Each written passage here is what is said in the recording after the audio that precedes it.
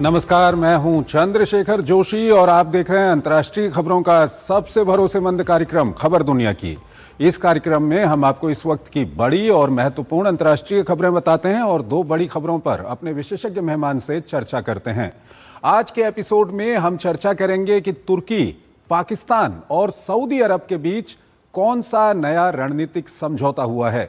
इस समझौते का पश्चिम एशिया के समीकरणों पर कैसे असर पड़ेगा। क्या ये शिया मुस्लिम शक्ति के खिलाफ एक सुन्नी गठजोड़ बनाने की दिशा में बड़ा कदम है। वहीं सऊदी पर हो रहे हमलों पर क्या अब पाकिस्तान भी कोई आक्रामक कदम उठाएगा। वहीं एपिसोड में हम चर्चा करेंगे कि ईरान और अमेरिका के बीच संघर्ष का ताजा अपडेट क्या है। क्या हॉर्मुज को लेकर दोनों पक्ष किसी समझौते के करीब हैं और ईरान के नहीं झुकने पर राष्ट्रपति ट्रंप के सामने क्या नए विकल्प बचे हुए हैं। होंगी और भी महत्वपूर्ण अंतर्राष्ट्रीय खबरें, लेकिन आइए सबसे पहले आपको दिखाते हैं इस वक्त की अंतर्राष्ट्रीय हेडलाइंस। पश्चिम एशिया के बदलते हालात के बीच 3 मुस्लिम देशों का बड़ा रक्षा दांव। सऊदी, तुर्की और पाकिस्तान के बीच नई रक्षा साझेदारी पर हस्ताक्षर। किसी एक पर हमला तीनों पर हमला माना जाएगा।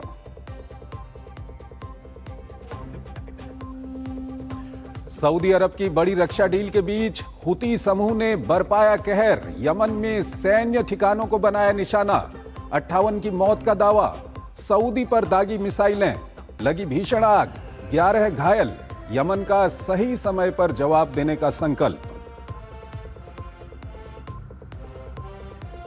यूक्रेन रूस का एक दूसरे पर हमला जारी। रूस का यूक्रेन के ओडेसा में 3 जहाजों पर हमला। एक हफ्ते में सेना के 34 जहाजों को निशाना बनाने का दावा। हमलों के बीच सप्लाई चेन बचाने में जुटी वाइल्ड बेरीज। थाईलैंड में 9वीं के सन की छात्र ने स्कूल में मचाया कोहराम। अंधाधुंध फायरिंग में 8 की मौत। पहले घर में दादा दादी को मारा, फिर स्कूल पर टूटा, अंत में खुद को मारी गोली। कांगो में बेकाबू हुआ इबोला का संक्रमण। पहली बार संक्रमण के आंकड़े 4000 के पार। अब तक 1850 मौतें। अफ्रीकी स्वास्थ्य एजेंसी ने जायर स्ट्रेन वैक्सीन लगाने का किया ऐलान।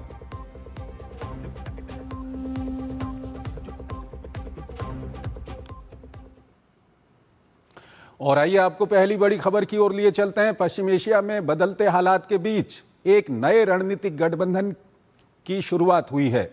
सऊदी अरब, तुर्की और पाकिस्तान के बीच एक त्रिपक्षीय रक्षा सहयोग हुआ है। ऐसे वक्त में जब हुती हमले, ईरान से तनाव और क्षेत्रीय सुरक्षा चुनौतियां लगातार बढ़ रही हैं, इस समझौते पर पूरी दुनिया की नजरें टिकी हैं। आखिर इस नए रक्षा समीकरण के पीछे क्या रणनीति है और इससे पश्चिम एशिया की शक्ति संतुलन पर क्या असर पड़ सकता है। देखिए हमारी ये खास रिपोर्ट और फिर इस पर अपने विशेषज्ञ मेहमान से हम चर्चा करेंगे।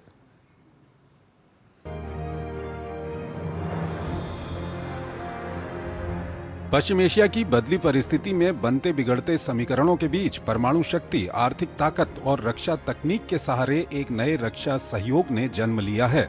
दरअसल पूरी दुनिया की निगाहें आज सऊदी अरब के शहर जिद्दा पर टिकी थीं, जहां सऊदी अरब, तुर्की और पाकिस्तान के बीच एक त्रिपक्षीय रक्षा समझौते पर हस्ताक्षर हुए हैं। इस समझौते के लिए तुर्की के राष्ट्रपति तैयब अर्दोआन और पाकिस्तान का राजनीतिक और सैन्य नेतृत्व सऊदी में मौजूद था। ये समझौता ऐसे समय में हुआ है जब ईरान समर्थित यमन के हुती समूह ने सऊदी अरब के खिलाफ मोर्चा खोल रखा है। हुती ने सऊदी अरब के खिलाफ लाल सागर में समुद्री नाकेबंदी की घोषणा कर रखी है, जबकि हॉर्मुज स्ट्रेट में ईरान ने युद्ध शुरू होने के बाद से रोड़ा अटका रखा है। इतना ही नहीं, हुती सऊदी अरब के ऊपर कई बार हमला भी कर चुका है। क्षेत्र में बनते नए रक्षा समीकरण और बढ़ते तनाव के बीच हुती समूह ने सऊदी समर्थित यमन की सरकारी सेना के कैंप पर हमला करने का दावा किया है। यमन के मध्य हिस्से में स्थित मारिब प्रांत के अल रुवैक इलाके में सेना के कैंप को निशाना बनाया गया। हमला सैनिकों की परेड के दौरान हुआ। हुती ने हमले को सऊदी अरब के समर्थन से हो रही सैन्य तैयारियों का जवाब बताया है। यमनी सेना का कहना है कि हमलों का उचित समय और स्थान पर जवाब दिया जाएगा। हुती ने सऊदी अरब के दक्षिणी क्षेत्र नजरान पर भी अटैक किया, जिसमें 11 लोग घायल हो गए हैं। हुती के अचानक उग्र हो जाने को क्षेत्र में बन रहे त्रिपक्षीय रक्षा सहयोग से भी जोड़कर देखा जा रहा है। हालांकि सऊदी और पाकिस्तान के बीच पिछले साल भी एक रक्षा समझौता हुआ था, जिसमें कहा गया था कि एक देश पर हमला दूसरे देश पर हमला माना जाएगा। लेकिन ईरान युद्ध के दौरान तेहरान सऊदी अरब पर धड़ाधड़ मिसाइलें छोड़ता रहा, लेकिन पाकिस्तान रक्षा मदद के बजाय खुद मध्यस्थ के रूप में अपने को पेश करता रहा। इसके बाद हुती समूह सऊदी टैंकरों को निशाना बनाता रहा है, लेकिन पाकिस्तान निंदा करने से आगे नहीं बढ़ पाया। हालांकि पाकिस्तान और सऊदी के बीच रक्षा समझौते के बाद से ही इसमें तुर्की के शामिल होने की अटकलें लगाई जा रही थीं। युद्ध के बाद ईरान शिया क्षेत्र में बड़ी ताकत बनकर उभरा है। इस बदले हालात में तुर्की की एडवांस टेक्नोलॉजी, पाकिस्तान की ऑपरेशनल तैनाती और सऊदी अरब की पूंजी को मिलाकर ये देश एक इस्लामिक सुरक्षा कवच बनाना चाह रहे थे। बल्कि कई लोग इसे सुन्नी नेटो भी बता रहे हैं। कहा जा रहा है कि तुर्की इस क्षेत्र में इजराइल पर दबाव बढ़ाने के लिए व्यापक क्षेत्रीय समर्थन जुटाने की कोशिश कर रहा है। पाकिस्तान पिछले कुछ वर्षों से आर्थिक संकट से जूझ रहा है, जिसका असर सैन्य बजट पर भी पड़ा और इस गठबंधन में शामिल होने से कुछ आर्थिक राहत मिल सकती है।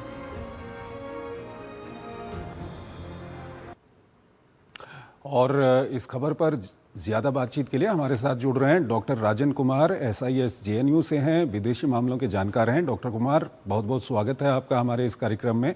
डॉक्टर कुमार, पहली प्रतिक्रिया आपकी क्या है जो ये तीन देशों के बीच एक समझौता हुआ है, जिसमें सऊदी अरब, पाकिस्तान और तुर्की के बीच ये समझौता हुआ है? देखिए, ये तीनों जो देश हैं एक तरह से काफ़ी करीबी देश हैं। टर्की आप जानते हैं कि किस ढंग से पाकिस्तान को सपोर्ट करता है। और अभी जो यहाँ पे जो एग्रीमेंट हुए हैं, जो अभी हालांकि ये टेंटेटिव है, अभी एग्जैक्टली हम नहीं जानते हैं कि किस ढंग की सामूहिक सुरक्षा, कलेक्टिव सिक्योरिटी की बात करेंगे। लेकिन सऊदी अरब को लगता है कि जो अभी जो माहौल है वहाँ पे सिया का माहौल काफ़ी ज़्यादा हो गया, ईरान काफ़ी मजबूत हो गया है। तो वैसे में इनको एक तरह से समझौते की ज़रूरत थी। आप जानते हैं पाकिस्तान के साथ उनका पहले था और टर्की को शामिल करके ये एक तरह से समझौता किया है। आने वाले दिनों में जिस तरह से हुती लगातार हमले कर रहा है, सऊदी अरब पे हमले कर रहा है, ईरान ने भी कई बार सऊदी अरब पे हमले किए हैं, तो क्या पाकिस्तान की मजबूरी होगी इस इलाके में युद्ध में शामिल होना? देखिए, मुझे लगता है कि ये सबसे जो अहम इसमें है, दो चीज़ को समझना यहाँ पे ज़रूरी है। एक तो कि टर्की चूँकि एक तरह से जो सुन्नी का जो एम्पायर है, जो एक तरह से ऑटोमन एम्पायर को रिवाइव करने की कोशिश हो रही है, तो यहाँ पे टर्की एक इम्पॉर्टेंट प्लेयर के रूप में अपने आप को प्रोजेक्ट करना चाहता है जी।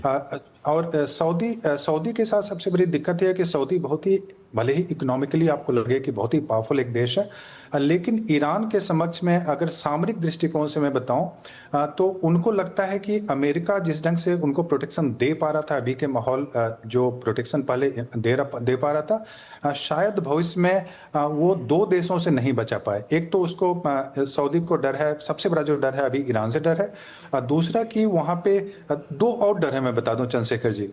एक उनको यह भी डर है कि चूंकि जिस ढंग का उन्होंने पॉलिसी अपनाया था, जिस ढंग से अमेरिका का सपोर्ट करते हैं, वहाँ पे यह भी डर है कि वहाँ की खुद की जनता, जो सऊदी अरब की जनता है, वो उनके अगेंस्ट में हो सकता है।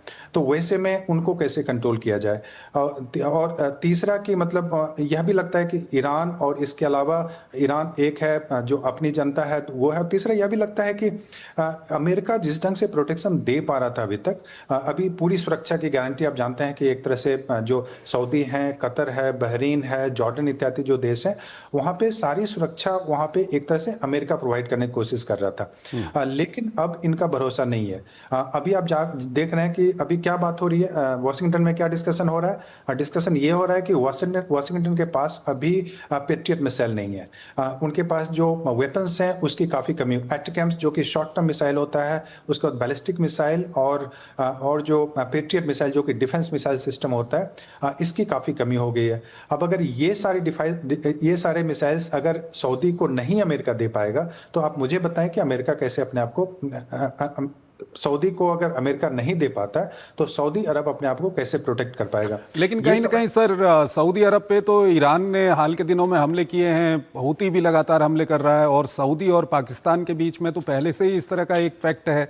लेकिन पाकिस्तान ने कितना सऊदी का साथ दिया है इन दिनों में?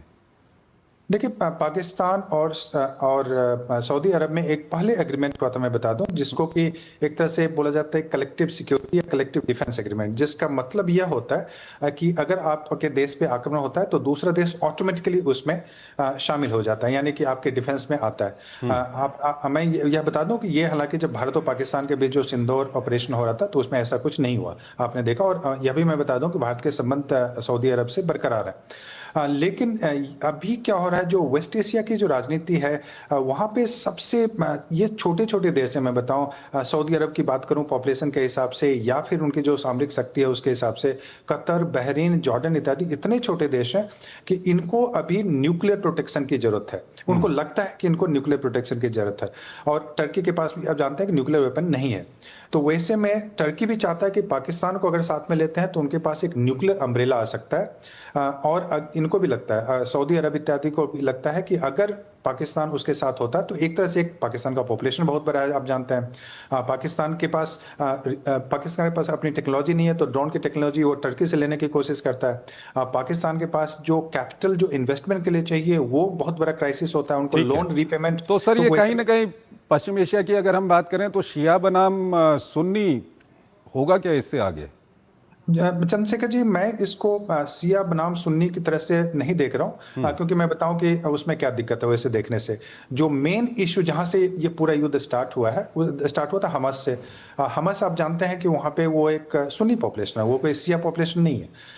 तो वहां से वार स्टार्ट होता है। आप उसके बाद जो हूती की बात कर रहे हैं, तो हूती और जो सऊदी अरब में जो जिस ढंग के झगड़े हो रहे हैं, तो उस बहुत ही कॉम्प्लेक्स इक्वेशन है। इसको केवल ईरान को सपोर्ट वहां पे बहुत सारे देश वहां पे कर रहे हैं जो कि सुन्नी है। उसके अलावा जो बहुत सारे अटैक्स हो रहे हैं, जैसे बहरीन, वहां बहुत सारा पॉपुलेशन शिया का, वहां पे भी ईरान ने अटैक किया है। तो बहुत ही कॉम्प्लेक्स है। इसको शिया सुन्नी नहीं देख के, इसको अगर अंतर्राष्ट्रीय राजनीति के परिप्रेक्ष्य में, रीजनल सिक्योरिटी के परिप्रेक्ष्य में देखेंगे, मुझे लगता है वो ज्यादा सर अंतिम सवाल है, ये काफी एक गंभीर सवाल भी है क्योंकि पाकिस्तान भारत का पड़ोसी है और इस तरह का अगर कोई फैक्ट होता है तो भारत के नजरिए से कैसे इसको देखना चाहिए? देखिए, जब ओल्ड वॉर का समय था, मैं चंद्रशेखर जी बता दूं, शीत युद्ध का जो समय था, तो ये सारे देश आपके विरोध में थे। मैं बता दूं, पाकिस्तान भी अमेरिका का हिस्सा था, सऊदी अरब भी अमेरिका के साथ उसके अच्छे संबंध थे, और टर्की तो नाटो का मेंबर ही है। तो इसलिए आप ये मान के चलें कि ये कोई नई चीज भारत के लिए नहीं है कि हम ऐसे सिचुएशन को हम पहले डील कर चुके हैं। और पहले 1990s की बात करूं, उसकी तुलना में भारत बहुत शक्तिशाली है। भारत अभी, आप ये मैं बता दूं चंद्रशेखर जी, मैं इसलिए नहीं बोल रहा हूं कि मैं भारतीय हूं, सच्चाई यह है कि अभी कोई भी अंतर्राष्ट्रीय समस्या जो है वो भारत के बिना सॉल्व नहीं हो रहा है। आपको क्यों लगता है कि रूस यूक्रेन का युद्ध में कोई भी जो निगोशिएशन है वो नहीं हो पा रहा है? उसका सबसे बड़ा प्रमुख कारण है कि भारत, चीन जैसे देश उसमें सीधा शामिल नहीं हो रहा है। उनको लगता है कि तुम अपने झगड़े को निपटाओ, हम उसमें नहीं पड़ने वाला है। तो ईरान के साथ भी अगर मान लीजिए ये सारे देश जो ग्लोबल साउथ के जो पावरफुल कंट्री हैं वो जब तक शामिल नहीं होंगे, तो पाकिस्तान की नहीं उतनी क्षमता है कि वो इस ढंग के को निगोशिएशन को वो आगे बढ़ा पाए। पाकिस्तान की क्रेडिबिलिटी नहीं है। टर्की इंपॉर्टेंट कंट्री, लेकिन उसकी भी उतनी क्रेडिबिलिटी नहीं। तो कहने का मतलब कि इन सारी जो अलायंस है उससे घबराने की बात बिल्कुल भी नहीं है। हमें अपने जो डायनेमिक्स है उसको इंप्रूव करने की जरूरत है। और मैं यह भी बता दूं कि वेस्ट एशिया के जो देश है हमारे लिए बहुत अहम है, उन सारे देशों से हमें संबंध भी अच्छे रखने की जरूरत है, ईरान से भी। ठीक है, आप हमारे साथ बने रहिएगा। एक और महत्वपूर्ण विषय है, उस पर अभी हम बातचीत करेंगे। एक छोटा सा ब्रेक लेते हैं यहाँ पर। यार कैसे ले पाएंगे घर? नहीं, आज गर्मी बहुत है ना? यस, बहुत ही ज्यादा। पापा, घर खरीदने की planning is not easy. Vini, long term savings का बेस्ट प्लान बताना। LIC protection plus plan. LIC और सेविंग्स? यस, इसमें इंश्योरेंस और फंड्स दोनों में इन्वेस्ट करके गोल्स के हिसाब से सम अश्योर्ड एडजस्ट कर सकते हो। LIC protection plus plan, future insured, growth assured. मेरी पसंद, मेरी पसंद, मेरी पसंद, मेरी पसंद, हमारी पसंद, हम सबकी पसंद। मजबूत देश का मजबूत सरिया हो गया स्टील। स्वागत है आपका ब्रेक के बाद। अगली बड़ी खबर की ओर आपको लिए चलते हैं। 6 महीने पहले जिस युद्ध को जल्द खत्म करने का दावा किया गया था वही संघर्ष अब अमेरिकी राष्ट्रपति डोनाल्ड ट्रंप के लिए सबसे बड़ी रणनीतिक चुनौती बनता दिख रहा है। ईरान के साथ जारी टकराव में न तो निर्णायक जीत मिली है और न ही आसानी से निकलने का रास्ता नजर आ रहा है। अब सवाल यह है कि क्या ट्रंप बातचीत का रास्ता चुनेंगे, सैन्य दबाव बढ़ाएंगे या मौजूदा रणनीति पर ही कायम रहेंगे। आखिर अमेरिका के सामने कौन कौन से विकल्प हैं और उनका असर पूरे पश्चिम एशिया पर क्या होगा, ये रिपोर्ट देखिए, फिर इस पर हम अपने विशेषज्ञ मेहमान से चर्चा करेंगे।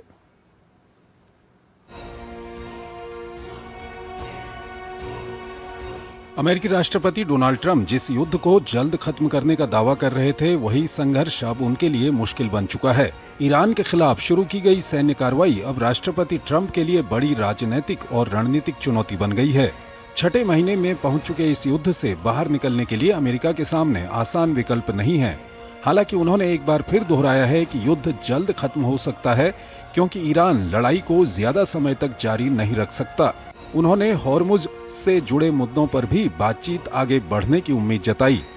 ईरान ने इस पर कड़ी प्रतिक्रिया देते हुए ट्रंप की इस टिप्पणी को थिएटर डिप्लोमेसी बताया है।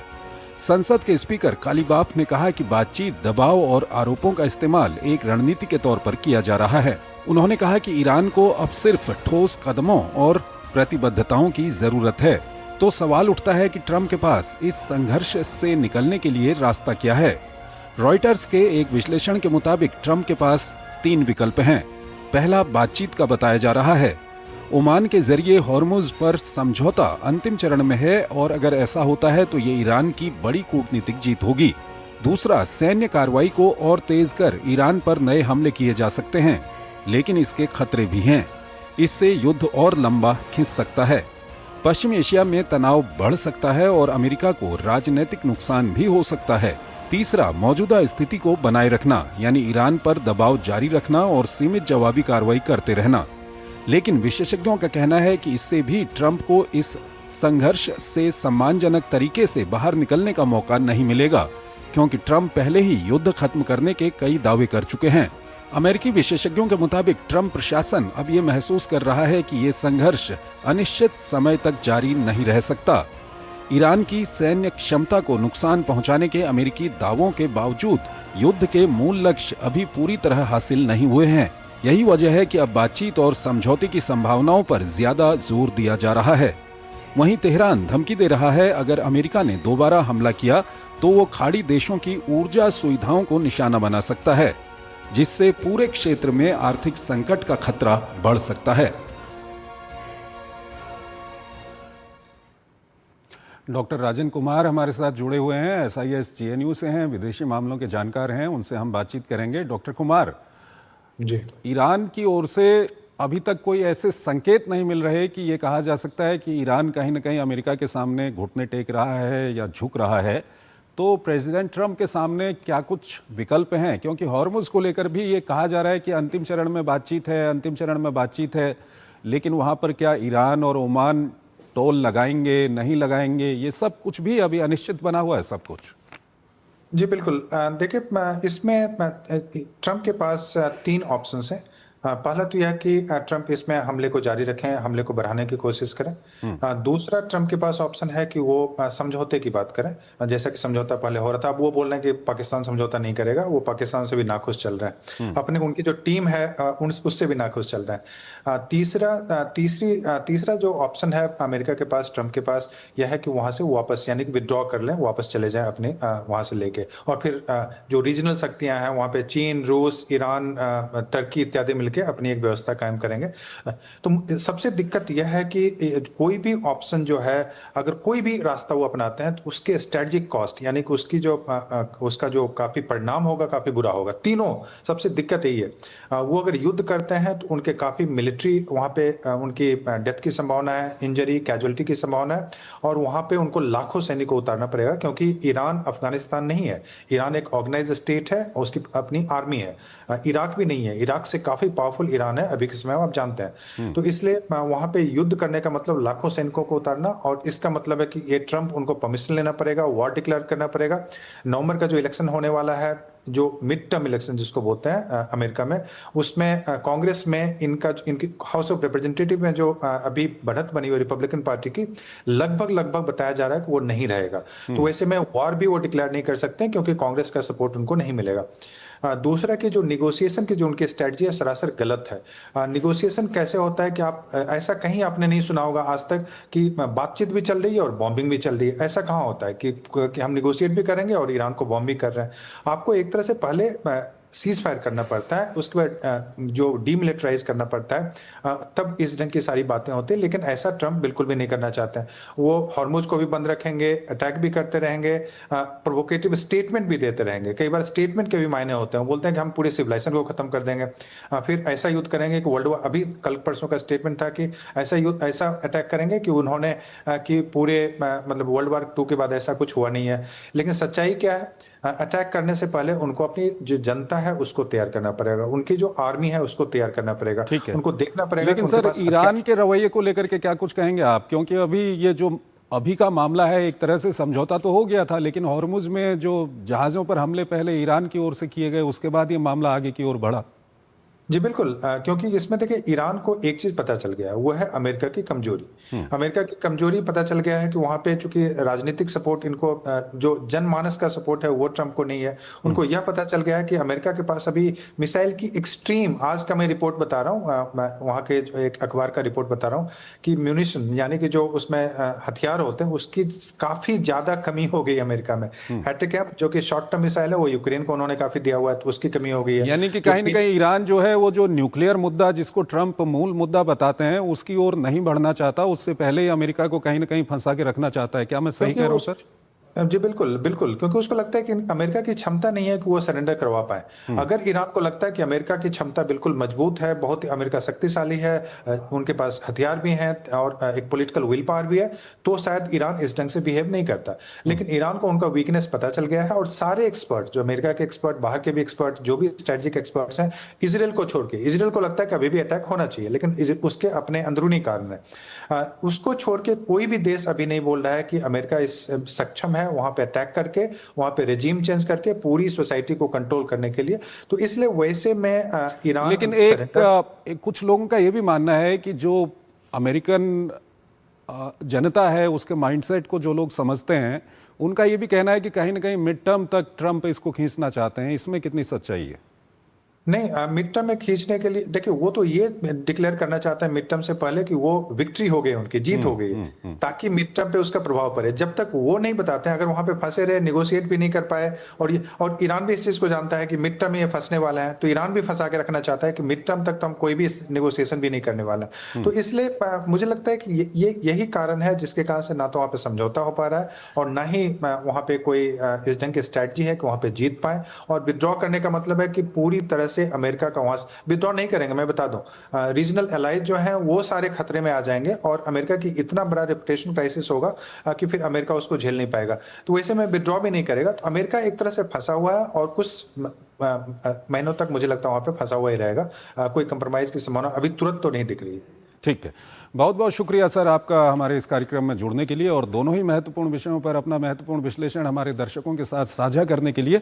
इसी के साथ अंतर्राष्ट्रीय खबरों के हमारे इस खास कार्यक्रम को हम यहीं पर समाप्त करते हैं, लेकिन जाते जाते आपको छोड़ जाते हैं आज की कुछ और महत्वपूर्ण और बड़ी अंतर्राष्ट्रीय खबरों के साथ। आप इन खबरों को देखिए और हमारी पूरी टीम को इजाज़त दीजिए। नमस्कार।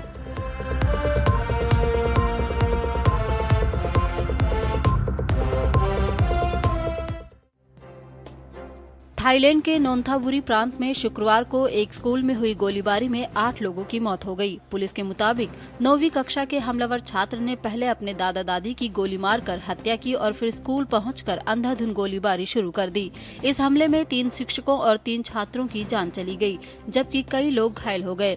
पुलिस के मुताबिक घटना के बाद छात्र ने खुद को भी गोली मार ली। ये घटना बैंकॉक के उत्तर में बैंक क्रुआई जिले में हुई। थाईलैंड के प्रधानमंत्री ने घटना की कड़ी निंदा करते हुए मामले पर अफसोस जताया है। ताइवान ने चीन से संभावित हमले की स्थिति से निपटने के लिए जारी हान कुआंग सैन्य अभ्यास के दूसरे दिन रणनीतिक डांजियांग ब्रिज की सुरक्षा का अभ्यास किया। इस अभ्यास में सैनिकों ने पुल पर बैरिकेड, कंटीले तार और रेत की बोरियों से रक्षात्मक मोर्चे तैयार किए। सैन्य वाहनों और ट्रकों के जरिए पुल पर सुरक्षा व्यवस्था को परखा गया। डांजियांग ब्रिज तामसुई नदी के प्रवेश क्षेत्र पर स्थित है और इसे ताइपे तक पहुँच के लिहाज से बेहद अहम माना जाता है। अमेरिका में न्यू मैक्सिको की एक स्टेट कोर्ट ने मेटा को आदेश दिया है कि वो टीनेजर्स की मेंटल हेल्थ के लिए बने फंड में $567 मिलियन यानी 5,000 करोड़ रुपए जमा करे और युवा यूजर्स के लिए अपने प्लेटफॉर्म में काम करने के तरीके में बदलाव करे। कोर्ट ने पाया कि बच्चों को नुकसान पहुंचाने के लिए कंपनी जिम्मेदार है। सोशल मीडिया कंपनी पर आरोप है कि उसने ऐसे प्रोडक्ट बनाए हैं जिनकी युवा यूजर्स को लत लग जाती है और वे अपने प्लेटफॉर्म पर बच्चों को यौन शोषण से बचाने में भी नाकाम रही है। डेमोक्रेटिक रिपब्लिक ऑफ कॉन्गो में मौजूदा लहर के दौरान इबोला के कंफर्म मामलों की संख्या पहली बार 4,000 से ज्यादा हो गई है। दुनिया की दूसरी सबसे बड़ी महामारी माने जाने वाले इस प्रकोप को अब तक का सबसे तेजी से फैलने वाला प्रकोप बताया गया है। अधिकतर मामले देश के 5 प्रांतों Ituri, North Kivu, South Kivu, Haut Uele और तोशोपो में दर्ज किए जा रहे हैं।